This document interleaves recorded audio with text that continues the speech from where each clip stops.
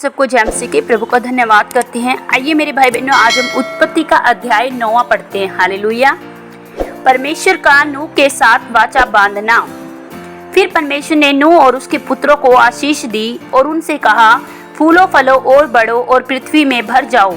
तुम्हारा डर और भय पृथ्वी के सब पशुओं और आकाश के सब पक्षियों और भूमि पर के सब रेंगने वाले जंतुओं और समुद्र की सब मछलियों पर बना रहेगा। ये सब तुम्हारे वश में कर दिए जाते हैं। सब चलने वाले जंतु तुम्हारा आहार होंगे। जैसा तुमको हरे हरे छोटे पेड़ दिए थे, वैसा ही अब सब कुछ देता हूँ।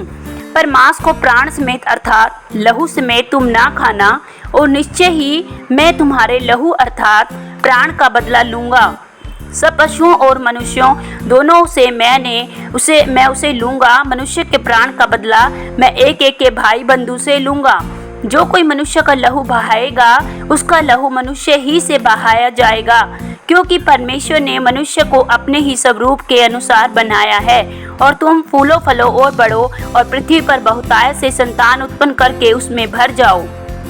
फिर परमेश्वर ने नूह और उसके पुत्रों से कहा, सुनो, मैं तुम्हारे साथ और तुम्हारे पश्चात तुम्हारा वंश होगा, उसके साथ ही वाचा बांधता हूँ। और सब जीवित प्राणियों में से जो तुम्हारे संग हैं, क्या पक्षी, क्या घरेलू पशु, क्या पृथ्वी के सब बनेले पशु, पृथ्वी के जितने जीव जंतु जहाज से निकले हैं, और मैं तुम्हारे साथ अपनी यह वाचा बांधता हूँ कि सब प्राणी फिर जल प्रलय से नष्ट न होंगे और पृथ्वी का नाश करने के लिए फिर जल प्रलय न होगा। फिर परमेश्वर ने कहा, जो वाचा मैं तुम्हारे साथ और जितने जीवित प्राणी तुम्हारे संग हैं, उन सब के साथ भी युग युग की पीढ़ियों के लिए बांधता हूँ। उसका यह चिन्ह है, मैंने बादल में अपना धनुष रखा है, वह मेरे और पृथ्वी के बीच में वाचा का चिन्ह होगा। और जब मैं पृथ्वी पर बादल फैलाऊं, तब बादल में धनुष दिखाई देगा। और तब मेरी जो वाचा तुम्हारे और सब जीवित शरीरधारी प्राणियों के साथ बांधी है, उसको मैं स्मरण कराऊंगा। तब ऐसा जल प्रलय फिर न होगा जिससे सब प्राणियों का विनाश हो। बादल में जो धनुष होगा, मैं उसे देख के यह सदा की वाचा स्मरण करूंगा, जो परमेश्वर के और पृथ्वी पर के सब जीवित शरीरधारी प्राणियों के बीच बंधी है।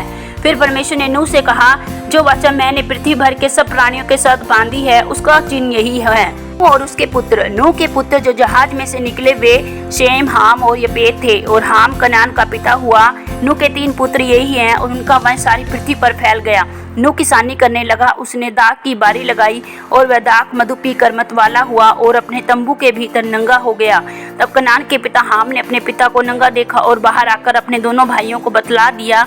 तब शेम यपेत दोनों ने कपड़ा लेकर अपने कंधों पर रखा और पीछे की ओर उल्टा चलकर अपने पिता के नंगे तन को ढांप दिया।